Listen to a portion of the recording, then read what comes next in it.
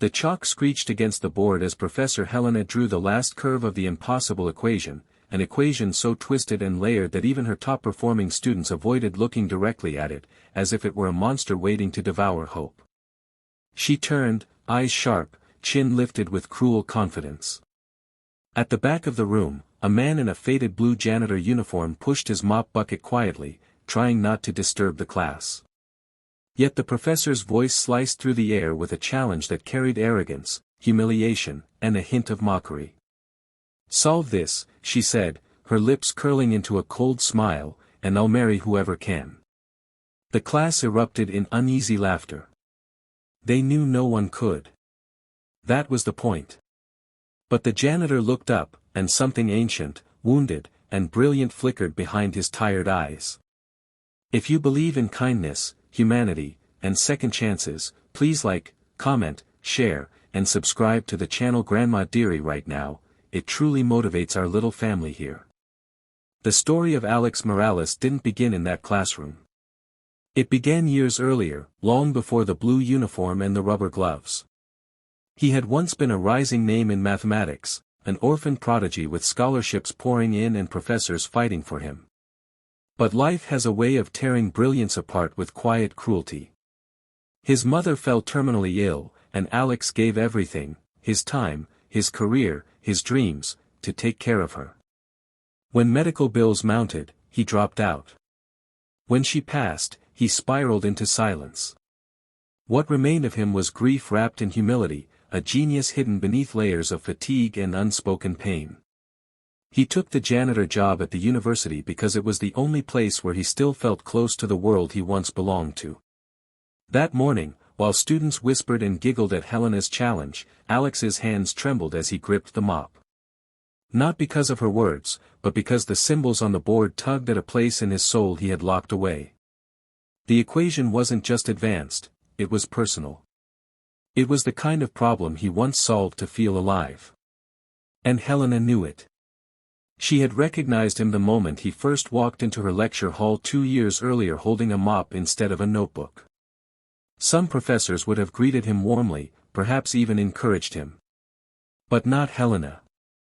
She had built her reputation on icy perfection and intellectual cruelty, thriving on the pedestal she placed herself upon.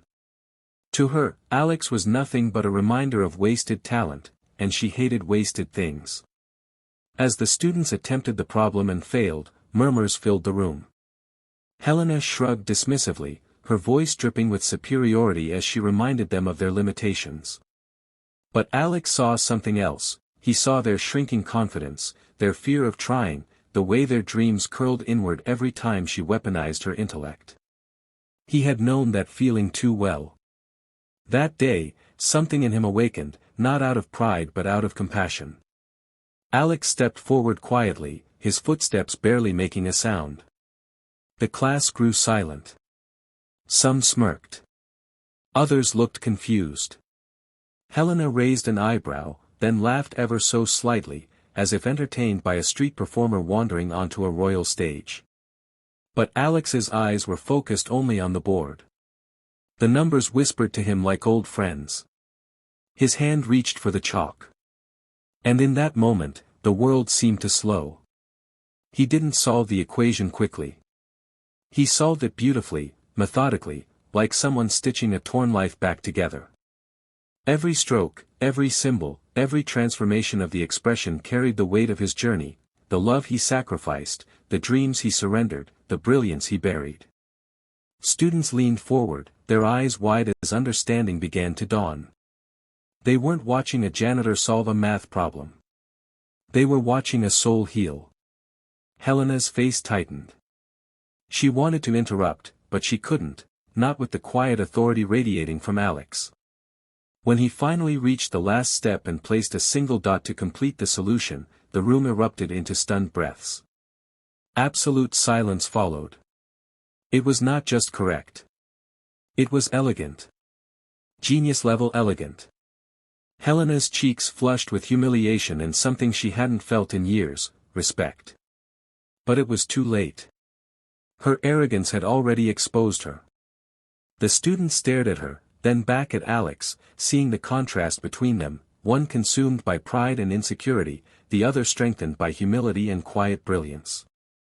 Alex stepped back, placed the chalk down gently, and whispered, "It was never about marriage." He didn't stay for applause or admiration. He simply picked up his mop and walked toward the door, leaving behind a class full of stunned hearts and an equation that now felt like a mirror, reflecting who he truly was. But the story didn't end there.